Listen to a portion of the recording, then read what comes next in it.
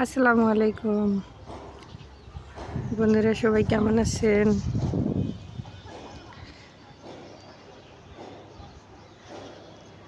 আজকে আমি আপনাদের আমার শখের সবজি বাগানটা দেখাবো ঘুরে ঘুরে।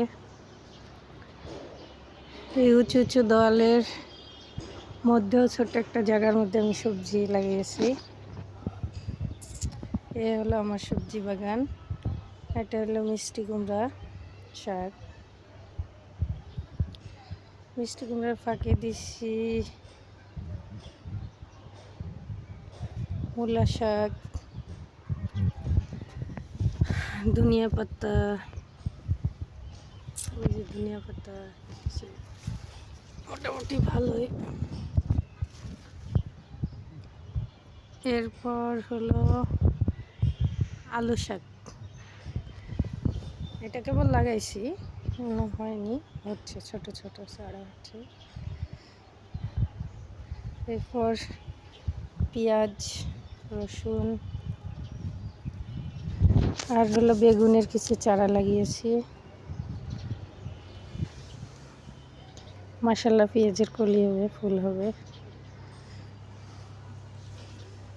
বেগুনের চারা লাগিয়েছি, বেগুনগুলোও আলহামদুলিল্লাহ ভালো হয়েছে, ফুলও ধরছে। দেখুন, প্রত্যেকটা গাছেই এক দুটো করে ফুল আসছে, এখন ফুলফিলি হয়নি। এই হলো আমার টমেটো গাছ, এই যে আরও বেগুন গাছ। টমেটো মাশাআল্লাহ পাতার ফাঁকে ফাঁকে ভালোই হয়েছে।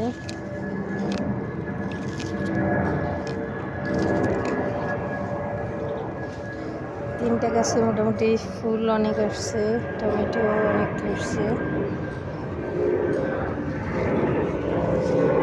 কম বেশি প্রতিদিন কিছু সবজি খাই। কি সুন্দর একটা বিমান যাচ্ছে ভিডিওর মধ্যে।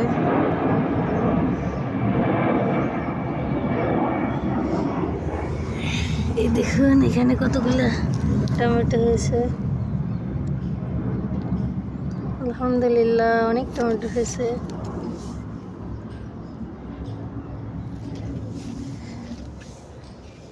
এরকম জায়গা থাকলে টুকিটাকি ঢাকা শহরে সবাই লাগাবেন। কারণ হলো আমরা তো ফরমালিনে খাচ্ছি, আমি ন্যাচারালভাবে লাগিয়েছি, কোনো সার প্রয়োগ করিনি, কোনো কীটনাশক দিইনি। তারপরেও একটু পানি দিয়েছি, সপ্তাহে 2-3 দিন পানি দিয়েছি। আলহামদুলিল্লাহ আমার সবজিগুলো মোটামুটি ভালো হয়েছে। দেখুন, ফাঁকে আলু গাছও হয়েছে।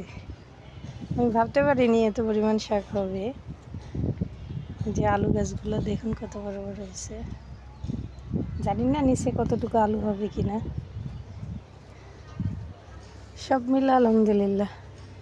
আপনারাও চেষ্টা করবেন এরকম ছোট ছোট পাটি করে ক্ষেত করতে। সবাই ভালো থাকবেন, সুস্থ থাকবেন, দোয়া করবেন। ভিডিওটা ভালো লাগলে চ্যানেলটা সাবস্ক্রাইব করে দেবেন।